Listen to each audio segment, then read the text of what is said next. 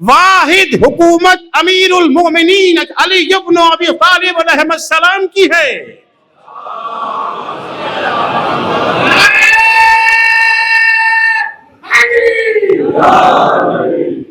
جس کا سلسلہ خدا سے بھی ملتا ہے، عوام سے بھی ملتا ہے.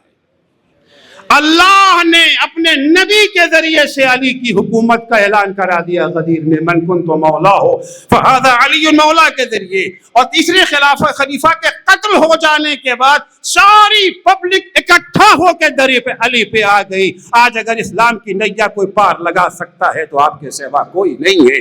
تو اگر جمہوری اعتبار سے بھی دیکھیں تو علی کی حکومت جائز حکومت ہے، شرعی اعتبار سے بھی دیکھیں تو علی کی حکومت جائز حکومت ہے.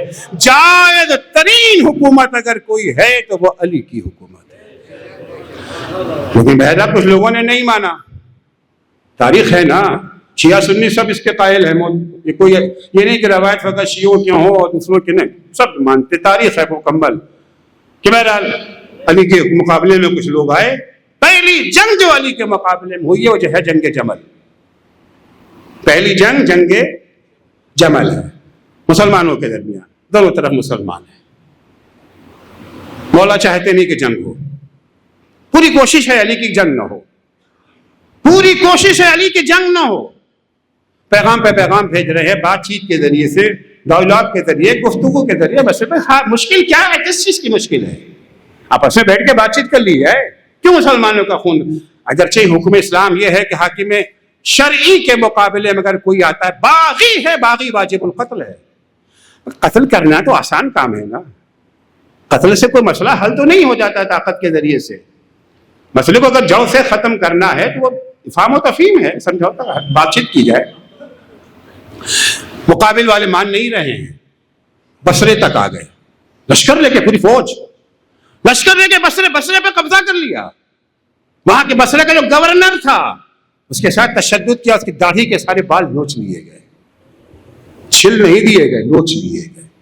کیا تکلیف ہوتی ہے بال نوچنے میں. بیت المال کا قبضہ کر لیا گیا. اب دونوں فوجیں آمنے سامنے ہیں.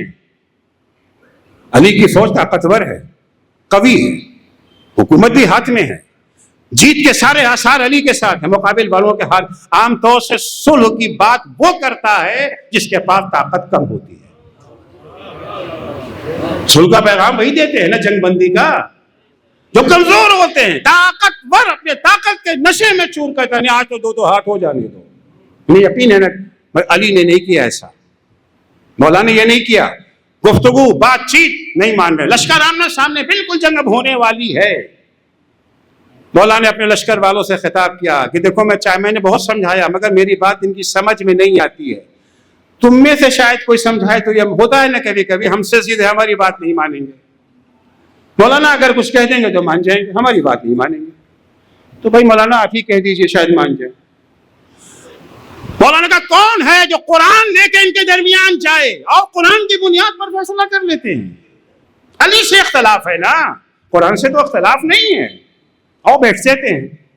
ہے کوئی جائے، ایک مولا کا صحابی کھڑا ہے، مولا نے کہا مگر جان لوگ خطرہ ہے، جان جا سکتی ہے. مولا کوئی بات نہیں، میں تیار ہوں. اس نے قرآن ہاتھ میں لیا، دونوں لشکر کے درمیان آ گیا اور قرآن میں ہاتھ کو اٹھا کے کہتا ہے ایھا الناس، ایسے اعلان کیا. فوراً ایک نے آگے بڑھ کے ان کا داہنا ہاتھ کاٹ دیا.